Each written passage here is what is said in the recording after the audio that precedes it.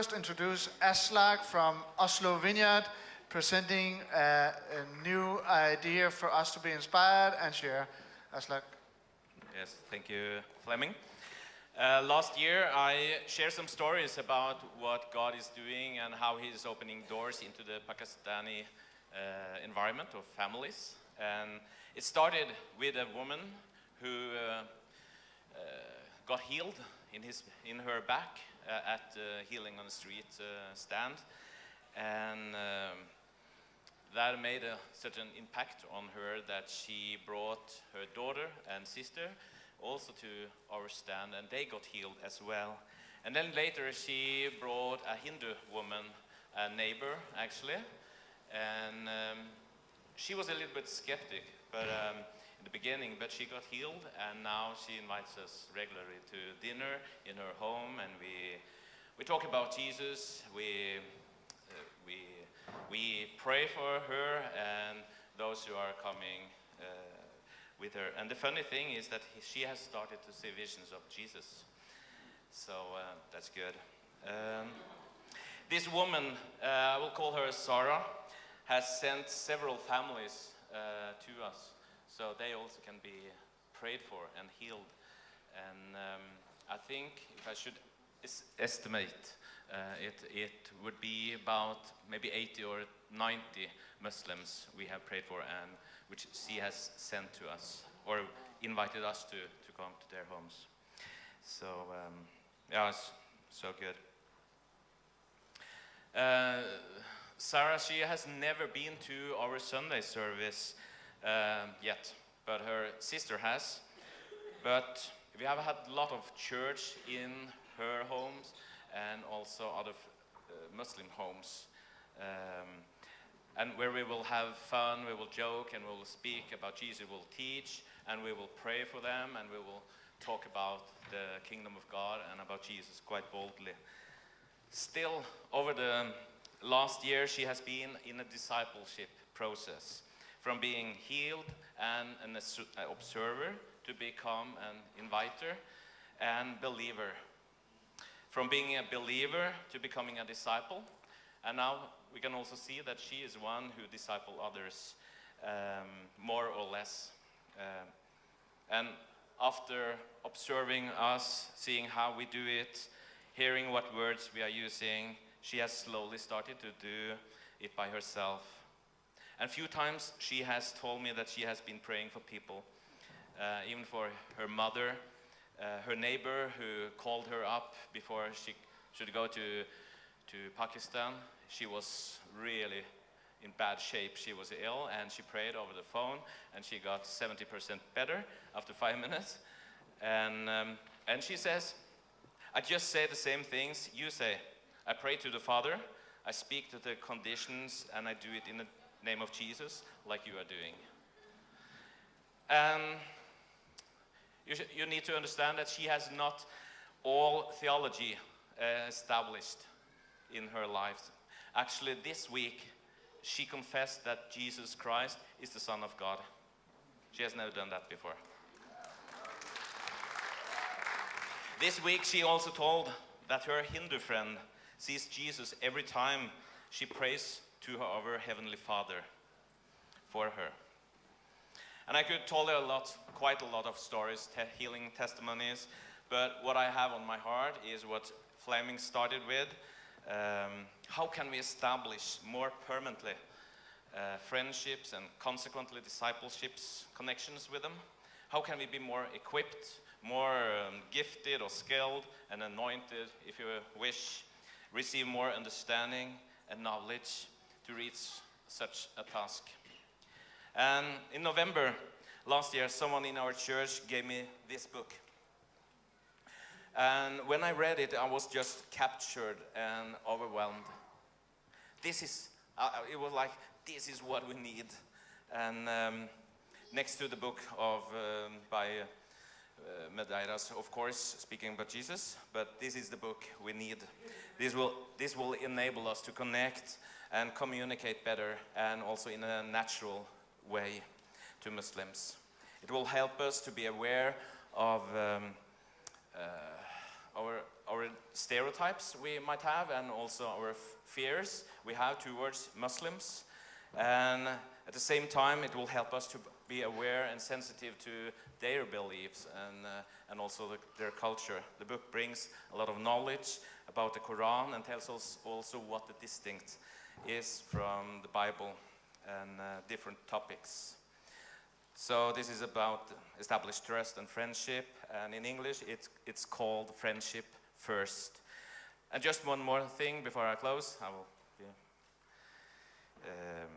experts on Islam and mythologists, people with years of experiences from Muslim countries, has made a course of 6 gatherings based on this book by Steve Bell.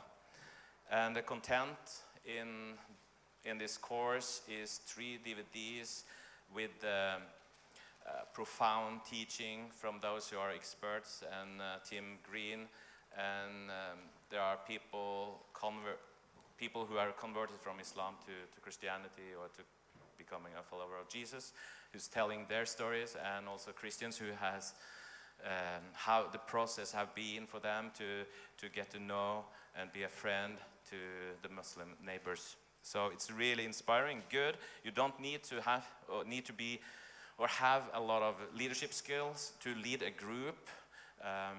This will help you, it will give you some homeworks, there are cases you can work out, and there are so interesting topics that you can't avoid talking and discussing and having a good time together if you do this course. So if you're interested, you can talk with me, and I have more information on a sheet of paper you can take with you home. So thank you. Thank you very much.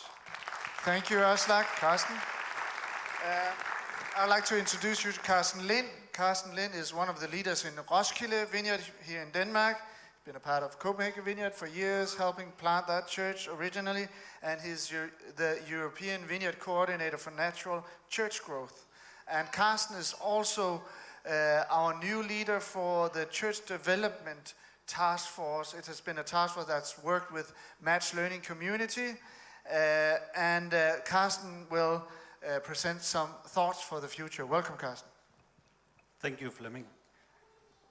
Yeah, can I have the next slide? So the background why I'm standing here as the leader for church development was that basically it was Flemming's decision to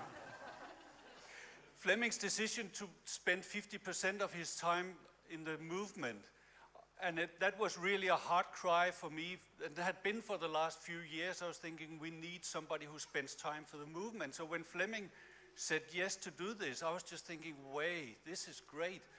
So in January, Flemming was in Roskilde in one of our meetings, and I went to him and said, Flemming, are you aware where natural church development can actually enhance the growth of a movement? And Flemming said, no, but let's have a meeting. So we had a meeting, and I showed Flemming the presentation I have, and Flemming said, this sounds great. And he said, you know, I actually shift now from church development to church planting, and we need somebody to head church planting, or church development, sorry. Would you like to do that? And I didn't have to think long before I said, yes, I would love to do that. But I said, and natural church development is just running in my blood, so I said, if I should do that, it will have to be natural church development, which is on the next slide. So what is natural church development, NCD actually? It is not a tool. It's not a tool that if you use this tool, we fix everything that's wrong with a church. It's not a model. It's not so that we will say, oh, look what they're doing in Denver, Colorado. That we have to multiply that. We don't do models, we do principles. It's not a survey. Some people say, oh, we have done NCD, meaning we did a survey once 15 years ago. That's not the case, and I'll get into what it actually is. And it's not a program. We don't run from A to Z and then we are finished. It's not a project, and it's not American.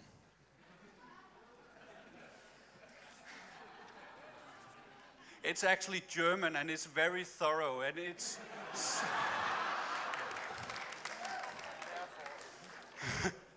it is scientifically based, And it's based today on more than 90,000 churches worldwide and from all denominations that has used this.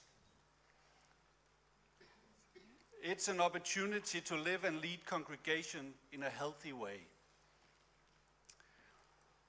And we all want healthy churches, I guess. It's the healthy DNA that we have to find, and each church has its own DNA. We have the DNA of the Vineyard, but all of us are different anyway. And I'm thinking the theme of this conference, Imagine Church, and I imagine healthy churches. I hope you do the same. Healthy churches for each cell, which means all people, every person, all groups of the church. It means healthy processes. How do we choose leaders? How do we communicate? What are our relationships? We're not afraid of dealing with conflicts, but we try to deal with conflicts in a loving way. How do we train people? Healthy organs.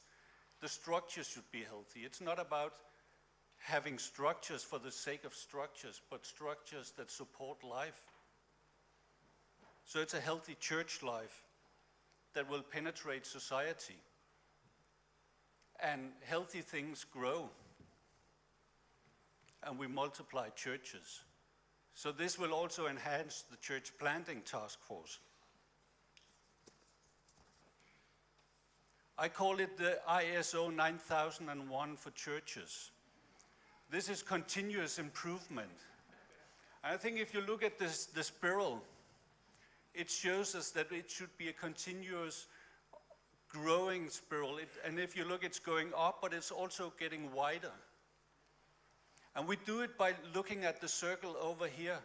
So we perceive we need something. But what do we need? All of us will, like Jay say, we will lean into something.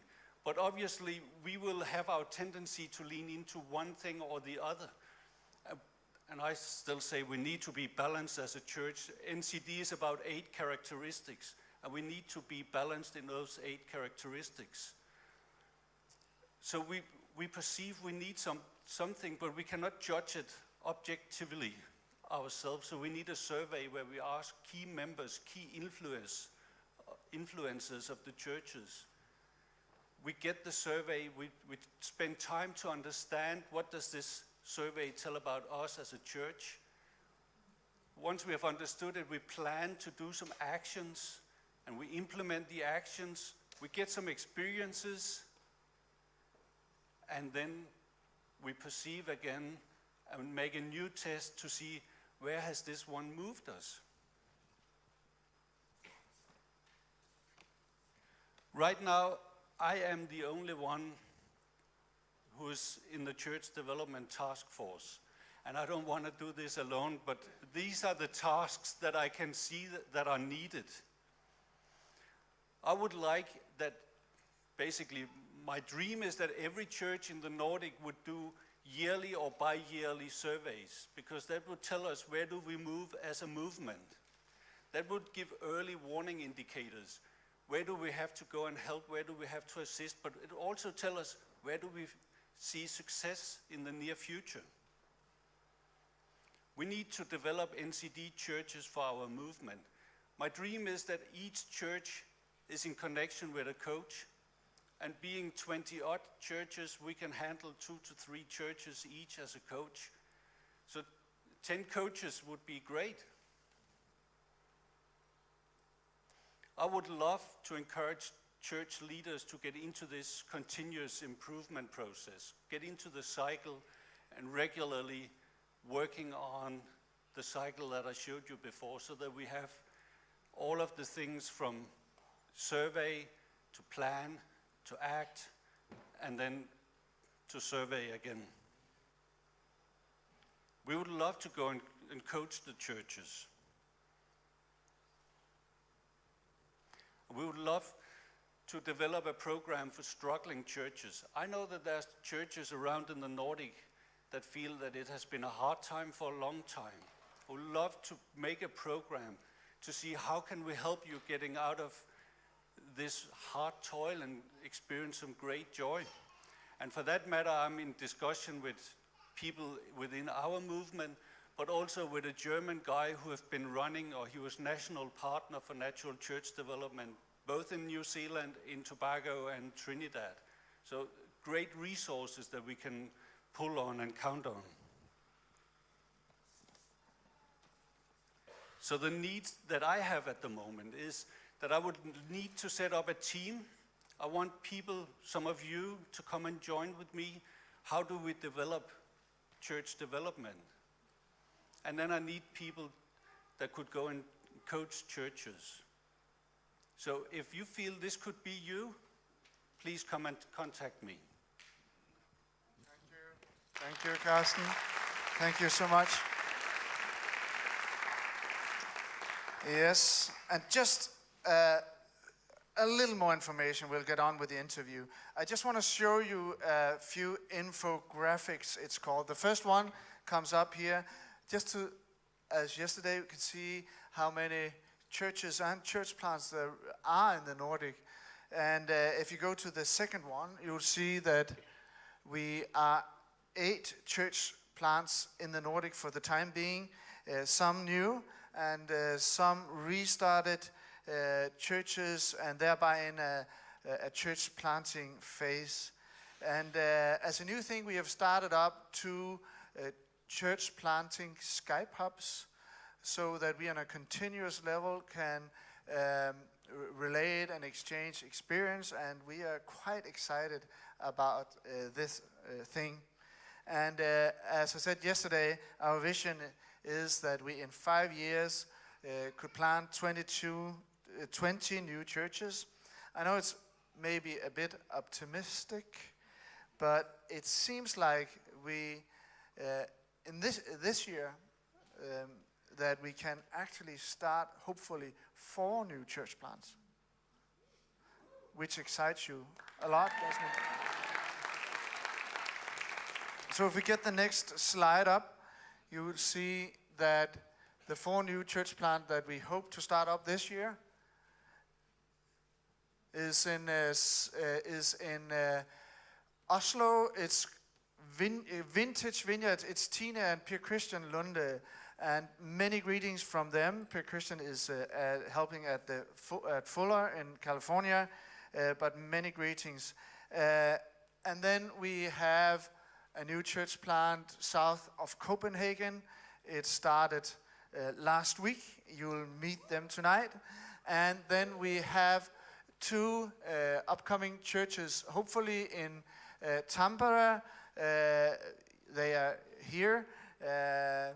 And we will hopefully be able to in the fall, that is our aim, that is our hope, to start in Savonlinna as well. And if this all happens, and who knows what may come along the way and how God will bless us, we will be able to start 4 new church plants this year. And I think that is pretty exciting for our movement.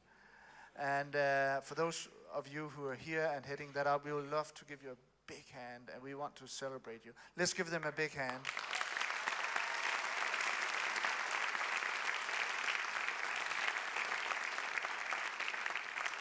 And finally, the last slide we would like to do in the fall. We'd like to do a 3 days church planter school for the pastors who are already planting a church, or the pastors that are going to become pastors and plant within the next year from November. And we will have visit and help from Steve Barber to do that. So we look very much forward to that. And once again, let's give Jay a big hand while we hopefully can get you on stage again, Jay.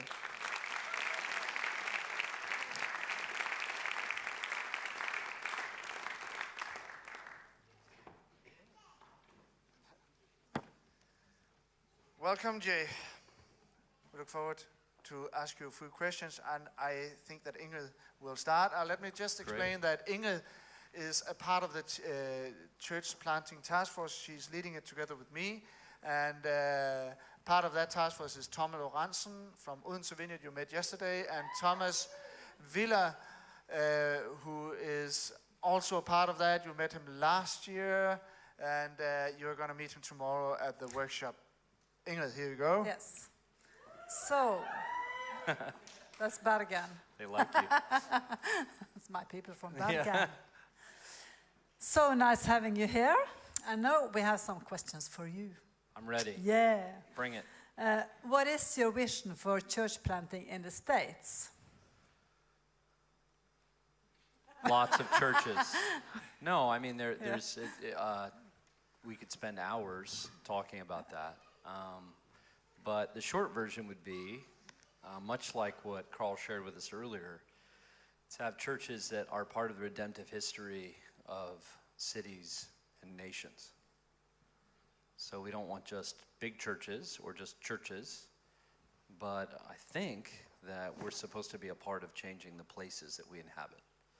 So that's engaging all the different structures that make up a city, government, business, schools, every component of what makes for a place, hopefully, as God's people, we're a part of changing the very fabric of the places we inhabit.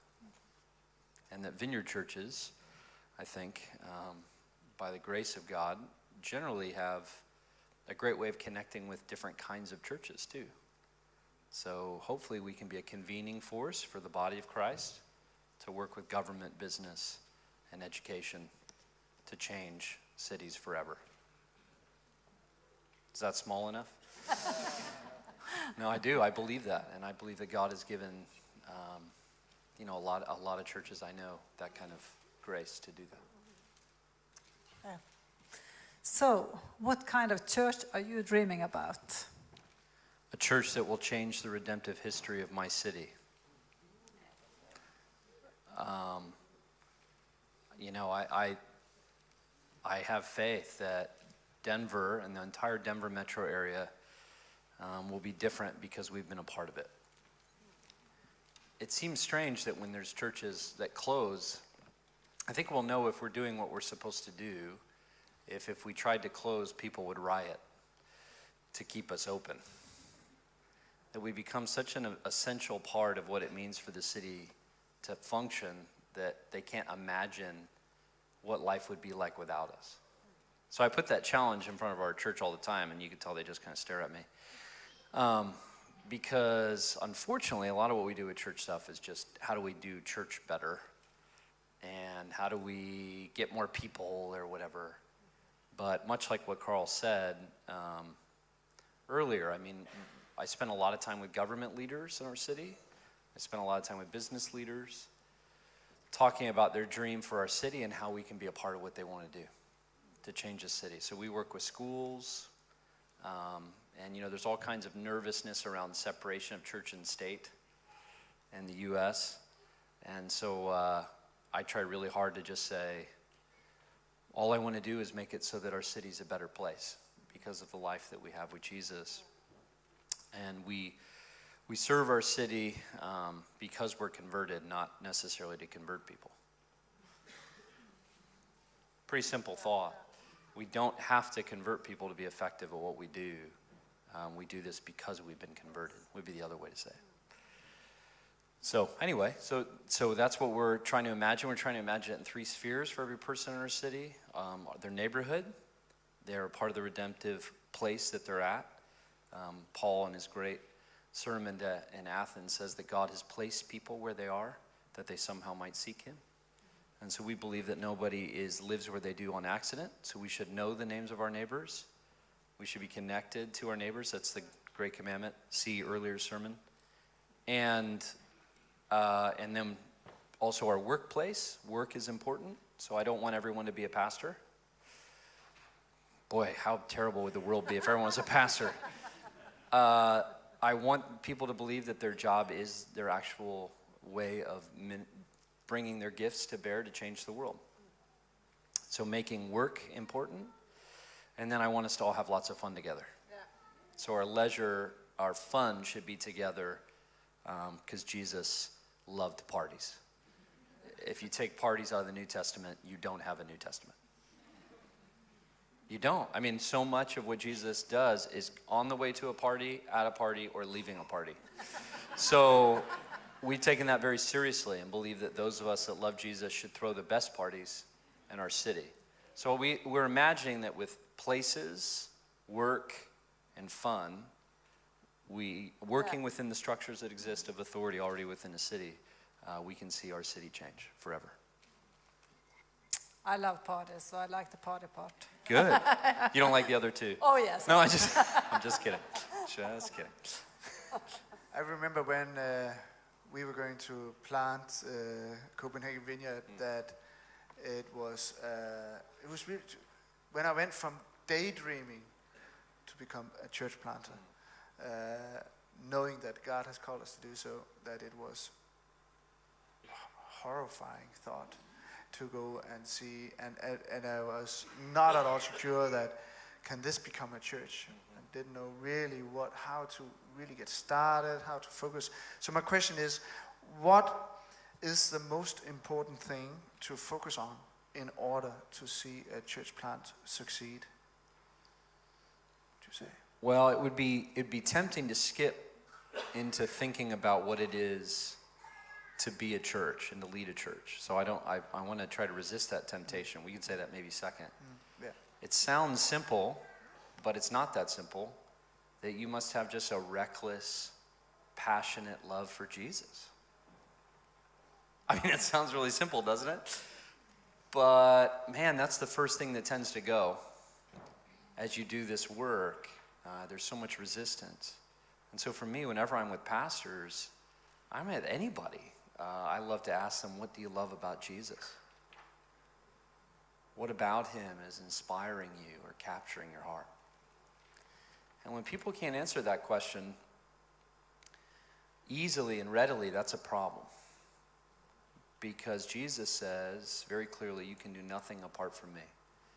If you remain in me, I will remain in you, and you will bear much fruit, showing yourselves to be my disciples.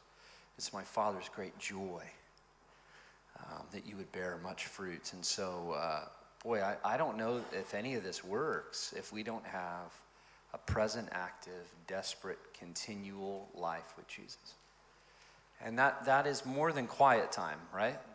It's more than doing your duty, checking your box. It's how is the life of the kingdom influencing how you live every single day at a place of your heart, that remaining in him isn't just obedience, but it's love. And so that sounds really simple, but I actually believe that's true. And then a reckless commitment to seeing those who are far from Christ moving into relationship with Jesus. As soon as you start church of any kind, Christians will do everything they can to talk you into making church for them. Can you explain that a little further? Because on a practical level, there are maybe some pitfalls or things. Yeah, there we are. Talked a little about it during lunch. We did. Yeah, I think there's plenty. I mean, first of all, Christians really like church services. They just love them. They want bands and music and cool little logos, websites. They just love that stuff. Unchurched people don't care about that at all. They just really don't. Like there's nobody walking around the city that doesn't know Jesus that's saying, you know what would be awesome? If there was like this room I could go to, and there would be like music, and the words would be on the screen. It would be like a big Christian karaoke concert. And you know what would be even better? Would be if somebody would just stand up and just teach for like ever. And then they would make me eat things and drink things. And they would take my children and ram them in some room somewhere. Boy, if somebody would just make that, I would go. Said no one. So we're building these environments that are mostly structured for people that already have made decisions to follow Jesus. And just expecting people that don't care about this stuff to show up. And listen, I know that we're all trying really hard to do that in the most kind of accessible way for people that aren't into it. So we try not to be weird, but even trying not to be weird, it's just weird. It just is. Like, nobody sings to one wall. Did you know we did that? That was here. Nobody does that in culture. So even the most natural way we do church is still weird, like really, really weird. So somehow we have to be creating in-between environments where we're with people. Most people don't know how to be married. Most people don't have a sense of how to be a great parent. Most people want to have fun and connect with purpose in their life. There's all kinds of hungers that people have. What I find is we're often trying to create environments to gather people when people already gather. The bars are full, the pubs are full, because people are seeking to worship. That's what they're doing when they go to a bar. They're looking for God at the bottom of a beer glass. Alcohol has a way of making you like a lot more interesting. Can we admit that here? That's why people drink like copious amounts of alcohol, to numb their pain and to connect with other people. Well, what if there was a way for people to actually heal their pain and connect with other people? But they don't know that's what we think we're doing. They think, most of the world thinks that church people are trying to change people's moral behavior, not answer the questions of their heart. And so if we don't find ways to engage people on their own ground in environments that allow people to socially engage before they spiritually engage, so the classic, can people belong before they believe? Whatever we're doing with church isn't going to work to engage culture unless you're in like a hyper-Christian environment where all you're trying to do is gather, take some market share, so your church is a little better than the rest. Well, that's really boring. That's really boring. So I think it takes a radical commitment to be connected to people that are far from Christ and find ways to create context that enables people to understand what we're up to and some of their own felt needs. Can you describe some of those ways? I can. Yeah, like I think lots of people want, I think lots of people like music. How's that? So in most cities, people have open mic environments, or they have places where people play to and listen to music, right? Is that true in your city? Yes. No? Yeah. Nobody listens to music in your city. They do? Okay, so that's most cities. That's human beings. And they will gather for that. So what we did early on, especially, and we still continue to do, we would do these big benefit concerts where we would charge money, $5, $7, whatever. So you can come, we'd have a band play, they could sell their CDs and stuff. We'd do it at a bar that was empty, in a time that was empty. So I'd go to the bar guy and say, what's the worst night you have? He'd say, well, Tuesday nights. I'd say, okay, great. What if I put a band in here? We charged $7 at the door. They get a drink for that. I'll buy each of those for $4 from you, and then we'll give 3 to a cause. And then every drink that comes in after that, I want you to split the profit with me, and we'll give that to the cause. He says, well, how much do you get? I said, 0. He goes, so you get nothing. You're going to make me money, you get nothing. The band gets nothing, and we give money to a cause. Yep, that's the plan. And he'd say, how many people do you think could come? I go, well, the last time we did this, we had like 300 people. He goes, I'm in. I'm going to make him money? Sure, let's do it. And we would do it. And then we would go to the nonprofit. We did Habitat for Humanity, for a few of them. So we're going to hand you a check at the end of this. Would you like to come? And you can share about what you do. And they go, well, wait a minute. Well, what does this cost us? It costs you nothing. I'll just hand you a check at the end of the night. Or don't come, and I'll hand you a check. Whatever. But what I got out of it was an environment where I could tell people what Habitat for Humanity does, building homes for people who don't have homes. We are into that because we love and follow Jesus. There's music, you get a drink, the bar's making money, and then our people would come and pray like crazy and meet people and talk about why we think Jesus cares about homelessness. And I'd say we have another night where we're going to talk more specifically about Jesus. If you'd like to come and join us, you're welcome to. Well, people are shocked by that. And then a lot of people go, no, I don't really want to do that, but I'll come to another concert. Great. Yeah, we're going to do another one next month. So we throw huge parties, raise money, talk about Jesus, and then we had a more kind of like actual church service, and eventually people migrate towards that. There's the crowds, there's maybe some disciples, and there's leaders. That's what Jesus did. Then there's the 12, then there's 3. It's just creating context where people can move towards Jesus without having to take everything on at once. So that's what we did. And so very slowly, we started to see people. And we had all kinds of things. We do big camping trips. We go skiing. We do that to this day. So a lot of our groups are like, in Denver, we have a lot of breweries. There's one city in the U.S. has more breweries per person than we do. But so we have a lot of beer brewing groups. And I don't know if that offends you. But yeah, it really offends Carl. But that's our context. Again, like, if you think that's bad, I suppose you just don't do that. But I don't see a problem with that. I mean, we don't have like a strip club group. I actually don't think that's good. But we have a beer brewing group. We have skiing, rock climbing. We have ways that we connect with people, that people can bring their friends, and then they transition slowly in thinking about life with Jesus. And it's just creating those layers and staying focused on those who are not here. That's hard to do, because the more church you do, the more you are trying to manage church. And it happens pretty quickly as you plant a church. So it's difficult to stay focused. Very inspiring. Very inspiring. When we started church, it was, I had a very traditional way of this is how the church should start, with one small group, 2 small group, and service as soon as possible. Right. So very inspiring. I should have known that. What is the most important thing to know? What are you looking for in a potential church planter? That's a good question.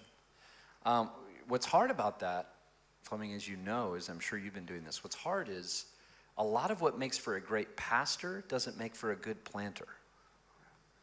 So it's possible to be great on a church staff and be a part of a church staff that's growing and doing cool stuff without being like very good at planting a church. So I think it's a very unique subset. So for me, in the U.S. and our church planting, we had 12 characteristics for a church planter. I think all 12 are great. For me, there's 3. One, they have a proven track record of watching people who didn't know Jesus discover life with Jesus. Period. The best predictor of future behavior is past behavior. So I know what you're going to do in the future based on what you've done in the past.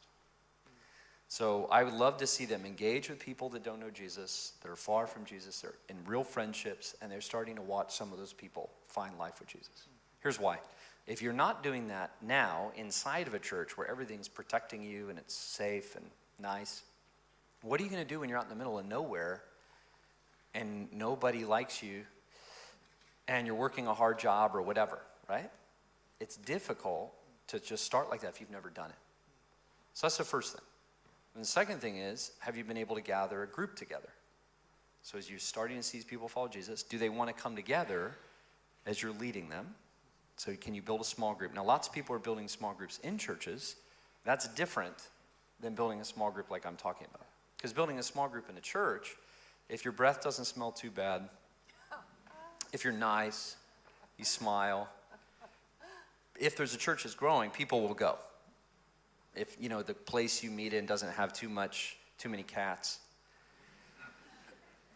If you have a few snacks, they'll probably come and stay because they're a part of the larger church.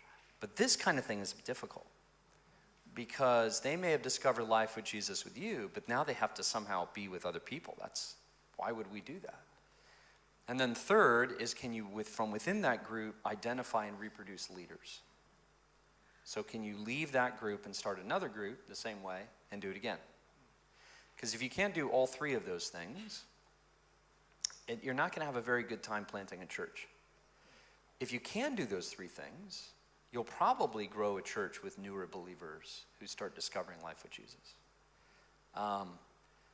The challenge is noticing the things I didn't say. I didn't notice is a great preacher. I didn't say that. I didn't say, has all kinds of really interesting gifts for worship or ministry. Didn't say that. Because frankly, you can plant a church like I just talked about. It'll grow, somewhere between 75 to 100 people by just leading people to Christ, developing leaders, and multiplying leaders. Because if you have 5 great small groups, plus some kind of gathering, you have a decent church. You have a great church. Then there's a whole series of things, as you were talking about. NCD is incredible, by the way. If you've not studied what he was saying and looked at what Christian Schwartz is doing, the work, it is wonderful stuff. It's worth taking the assessment. It's worth getting the coaching and being a coach. But, his work is really helpful in saying that once you get to a certain size, there's a whole series of things that you have to be able to do well. But frankly, most church plants don't do the 3 things I just said well. So they're stuck. And usually they don't do those things well because they've never done it before. So if you don't try, so whenever a person comes to me and says, I want to plant a church, I say, tell me about the last 3 people you've seen discover life with Jesus. Personally, they go, you should try that. Tell me about the last small group you led with newer believers. You should try that. Third, tell me about the leaders and how you're developing them within small groups. Never done that. You should try that. You should go to your pastor now and try to plant a church inside of the church. Go to the pastor and say, I would like to go out and try to lead a dozen people into life with Jesus by throwing parties and connecting with people and doing cause. I'd like to form them together in a group. I'd like to develop a leader.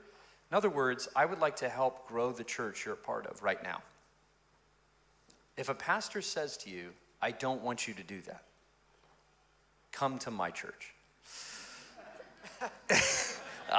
I would like to have you. And I imagine there's many other Vineyard pastors that would like you to be in their church. So if you want to plant a church somewhere else, try to plant a church inside of the church you're in. And that will demonstrate certain types of competencies and aptitudes that will enable you to plant somewhere else. Does that sound, would you add something to that? No. You sure? Yeah. Okay.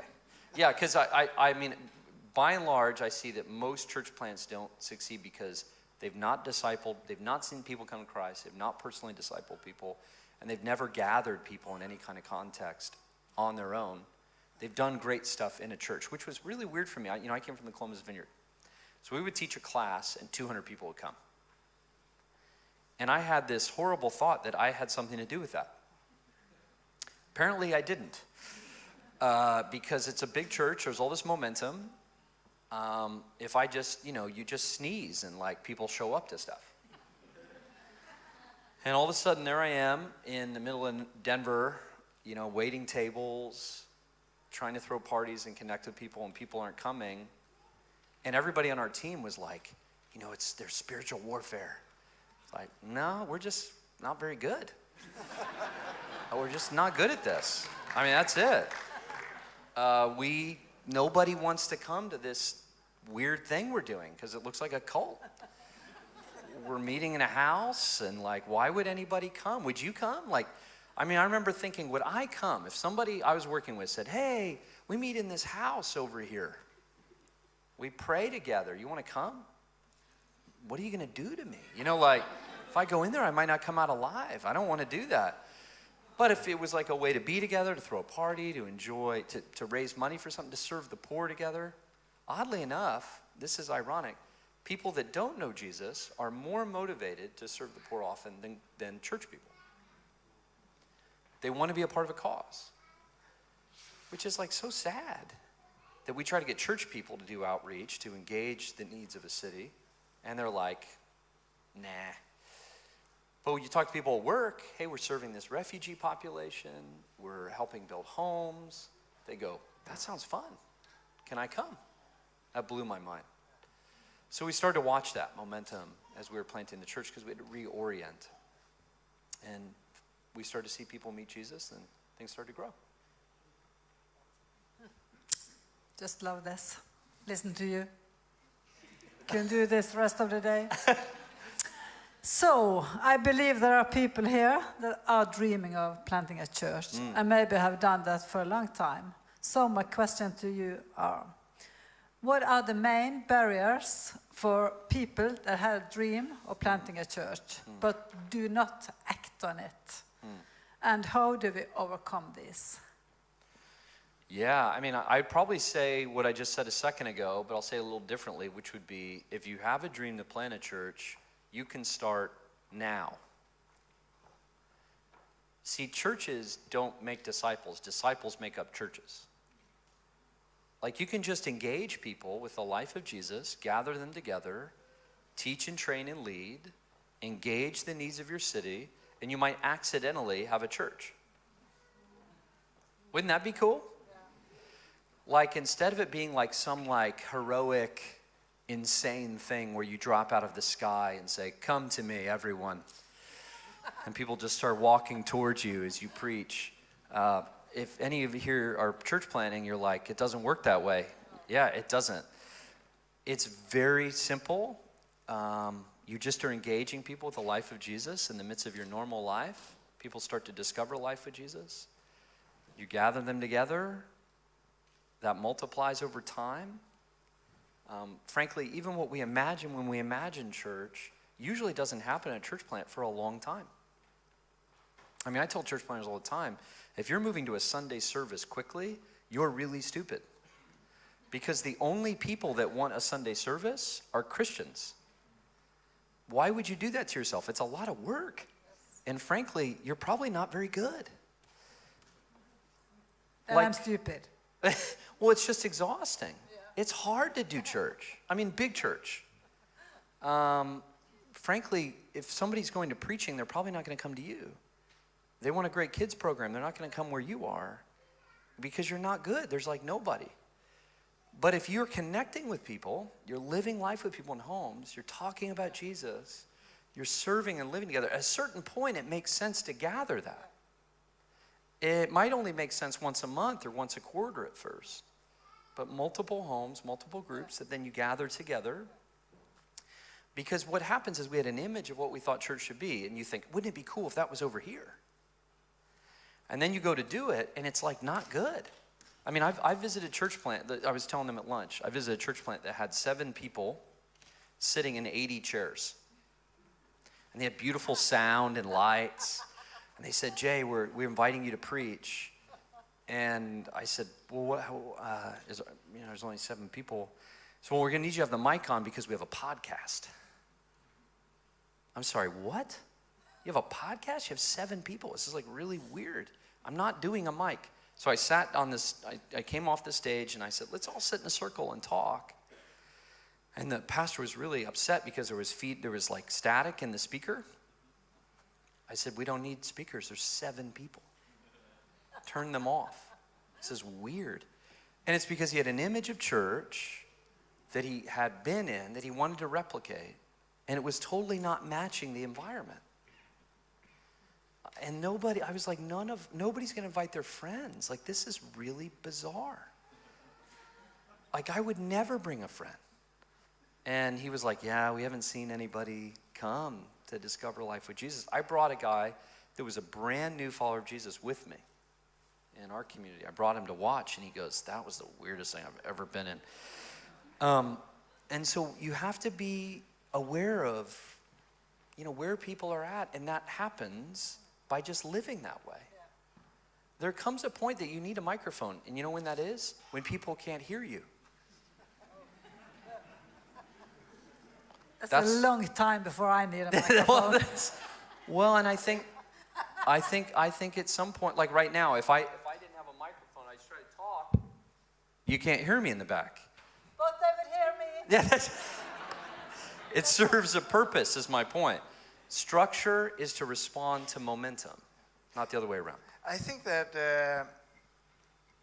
I would like to have your input on if you are leading have led 1 or 2 small group and it actually works, and that you can identify that there are some things in your life God has given you and you really can serve, and the things you've been talking about, but are somehow stuck in the process in terms of this sense of calling.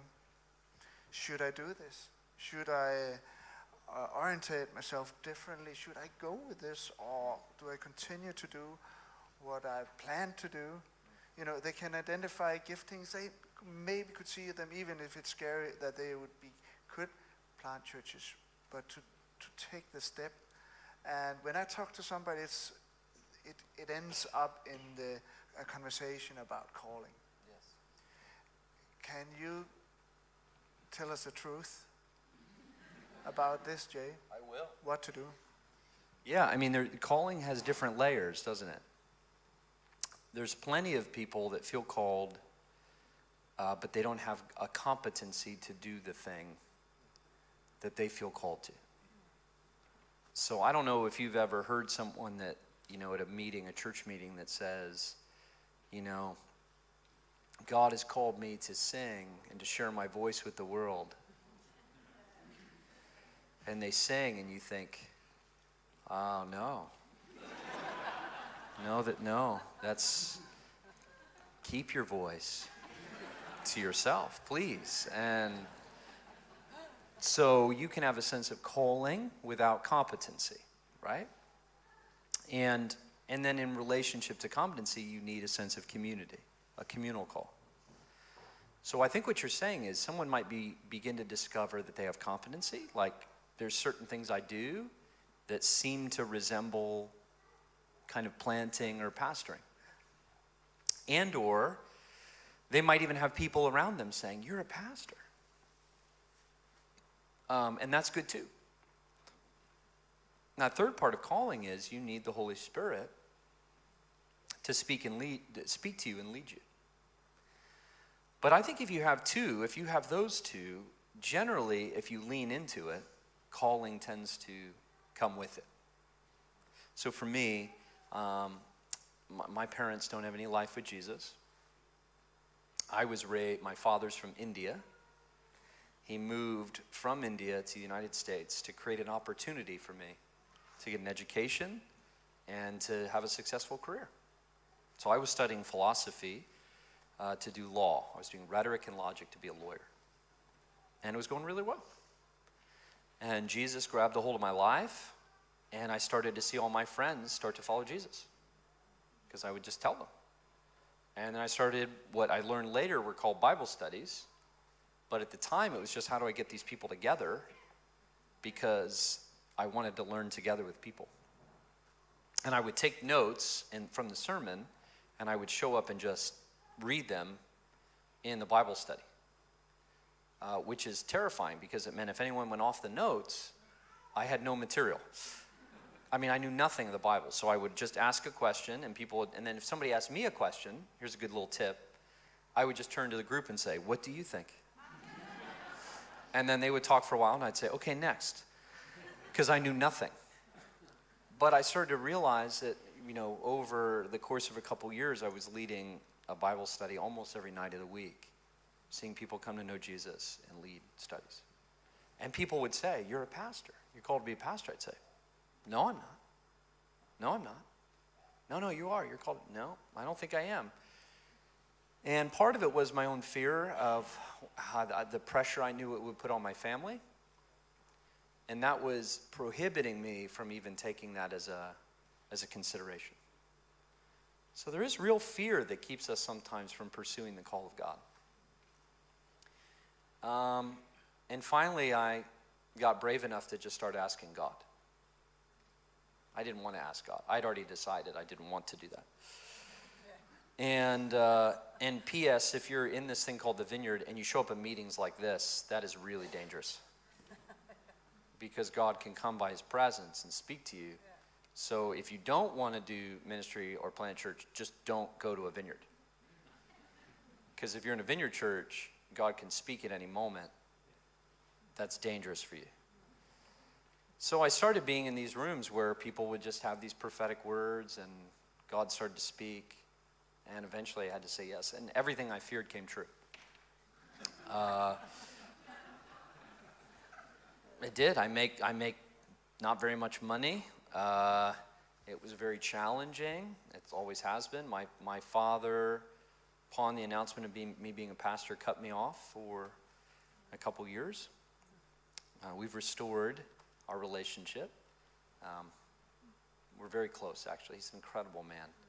And I look back and I just realized he was just sad that, this is literally what he said to me when I said I was going to be a pastor. He said, I just don't want you to be sitting with like old ladies who are crying. Like, I want you to do something worthwhile. And so the great news is, over time, we've restored. And he's come and seen me preach a couple times, and it's a big deal. He's an incredible man. So I understand what he was doing. But so it took me, it was a journey. I think it is for everyone. But I'm always, it's interesting, calling can come through any one of those channels, right? You discover a competency, but maybe other people don't notice it yet. Other people notice it, but you don't notice what you're able to do. You have a prophetic word from God, and then you have to somehow work into getting the reps and having people witness what you witness. You can go through a lot of doorways, but I think you really need all three to really launch effectively into calling, in my opinion. And John Calvin's. That's what, I just stole that from John Calvin, by the way. Yes. Then a question from me. Yeah. What is the greatest thing you have seen happen the last 3 months? Oh man, I'm ready. Here it is. So a week ago Sunday, we had our baptism Sundays. And so we throughout the year, we're doing different things, calling people into life with Jesus. And some people then, we just say baptism is a public proclamation of faith, blah, blah, blah. So we do that. Then we do a class. So we had 32 people signed up to be baptized, which was so exciting. And, we tell, bring your friends, bring your family, bring everyone you work with, and we're going to do a baptism. And we have a horse trough. Horse trough. It's a big, like what animals drink out of. And we fill it up, and people sit in it, and we dunk them with water. We immerse them, because that's what baptize means. It means immerse. So we immerse them, and people cheer and go crazy. But I also, every time we have a baptism now, I taught the whole thing on baptism, 1 Peter, blah blah blah. And so I say, if you're here and you've given your life to Jesus, you've never been baptized, it would be our great honor and privilege to baptize you in the name of the Father, Son, and the Holy Spirit. There's others of you who maybe you've never heard about Jesus, and today you've heard what it is to know and follow Jesus. You came to watch a friend baptize. You didn't wear the right clothes. It would still be our honor to baptize you. And we had another 19 people stand and respond to the gospel and be baptized. And it was electric. People are weeping and cheering. I mean, it's just chaos. One guy, I'll tell you one. I'll tell you two, I just lied. Here's one. I see a girl get up who's wearing a dress. She's pregnant. She walks up. And I came over and said, why would you want to be baptized? I want to trust my life to Jesus, make a public proclamation of that. I've been invited here like 24 times. This is my first Sunday I've ever attended. I said, really? She said, yeah. And then she kind of fell forward, started to cry, and she said, I'm not married. My boyfriend won't talk to me. I'm pregnant. No one will have me, but if Jesus will have me, I'll give him my life. And I'm crying, and she's crying. And so we prayed, we walked up, and I baptized her. She gets out and walks off the stage. Well, as she's walking off the stage, I see a guy in our church who I knew running down the aisle, and he runs up and he hugs her. I thought, that's odd. And he came over and said, Jay, do you remember a few months ago when I talked to you about my stepdaughter? And all of a sudden I remembered. I had done a sermon where I said, pray for people by name and watch how God gives you favor in their life. So he came to me and said, I'm praying for my stepdaughter. She's very far from Christ. He didn't even know she attended that day. So he's sitting in another part of the room, happens to see her in the service. He's watching the stage as people are walking up, and he goes, I know her. And she gives her life to Christ, gets baptized right there. He runs up, hugs me, he goes, that's who I was praying for. You prayed with me for her. I'm so grateful. And, and then we rejoiced together. There's another guy came. He's a Muslim guy. He had come 2 weeks earlier. We'd met him at a party that we threw. And he came and he listened to my talk and he argued with me for like 30 minutes in the back. Well, what about this? What about that? And I just kind of was leaning against the wall talking to him and laughing and about all this stuff he was upset about. Anyway, then he left. And the next Sunday he comes back. This is what he says to me. He says, well, I had a vision where Jesus came to me and said, follow me. So now I'm following him. Just like that. Just like that. He goes, now what? And he's a small business owner. So he started to hang out with a friend of mine, and they started to walk through the scriptures. And I said, you should consider baptism. And here's what baptism means. He came to the class. And so we did our baptism 2 weeks after Easter. So this was about a week before Easter. He had this vision. At Easter, he was so excited, taught on the resurrection. I don't know if you've been around somebody that's really made a brand new decision for Jesus lately, but it's like so energizing. Everything's new and they're pumped. And so he was so excited. And he grabs me after Easter. He goes, this is amazing. Well, anyway, he went to drive home and he got in a car accident. A drunk driver hit him and broke his pelvis. His foot turned sideways, had this huge injury. So he was in the hospital. We were visiting him. Well, anyway, got to be baptism. He's like, I'm coming. So he comes in on crutches with his pelvis cracked, his foot broken, and his family's there, and his coworkers are all there.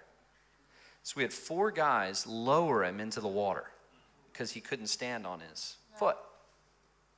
So we lowered him in, baptized. Now, this is the craziest part. He stood up out of the water.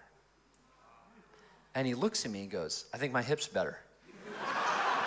I've never seen anything like that. It was amazing. I mean, I'm crying, he's crying. I mean, I don't know. I mean, he's supposed to have, like this week, he's supposed to have gotten an x-ray to prove it. So I'll find out when I get back. But meanwhile, his mom's standing there crying. His cousin's there, and I could see his cousin crying. And so I went over and talked to him for a minute. He said, I've never seen anything like this.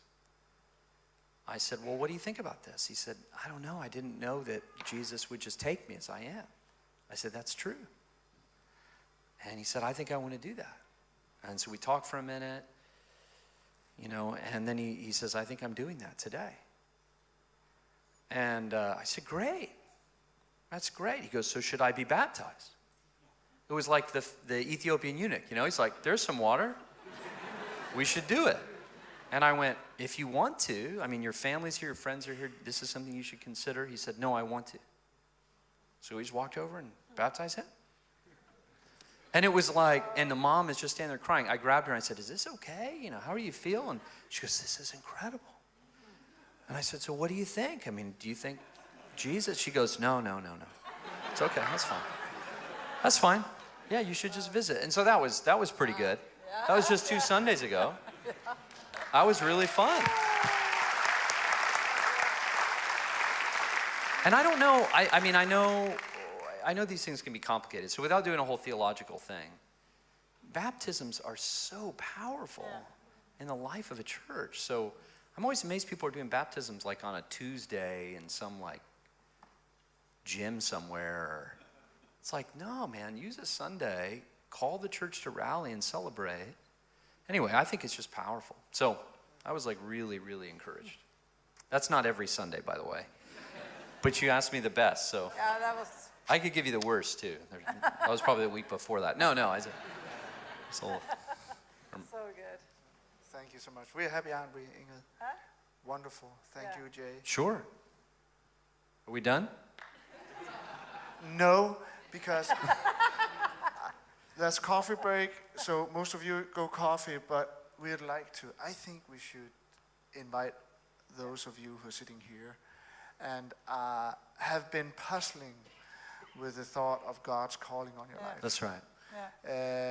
And it might be that you shouldn't plant a church, and it might be that you should, but it's a thought that comes back again and again, and you can see that some things in your life that underlines that it may be God's call on your life. And I think while the rest of you are having fun drinking coffee, we will invite you forward. Yes. Is that okay with you? Yes, And yes. then- And I had one other that came to my heart, Yeah. which would be if you would say, I've never really shared the life in Jesus I have with someone else. I've never just like talked about it with a person. And frankly, my heart just doesn't move that way. And it makes you guilty. You know, like I think, you know, guilt is like, and shame are useless. They do nothing. But as we say that, you just say, I think that this is something that is prayed into our hearts. And there's some of you that if you just would be honest, you just go, I just don't get it. It's not there. I have tons of faith that as we pray for people to get the heart of God for those who are far from him, he will give that to you. Now, I warn you, it will ruin your life. You have a nice little neat life that will be ruined. Because God is moving through your city. Just, you know, broken for those who are far from him. And when he starts to put that into you, it really does, it makes it so you don't function very well. And a lot of other things, but it's so worth it. And so, I'd just be honored to pray for you for that as well. Yeah, I think God is stirring up something in some of us, and so let's do that, and I'll ask some of the other pastors and leaders to stay behind and pray, and the rest go have coffee, and then we'll come back at the right time when the next session starts. So, welcome to Ruin. Amen. Be ruined, yes. Come on up. Come forward. Thank you so much. Thank you, Yeah, Jay. my pleasure. Thank you.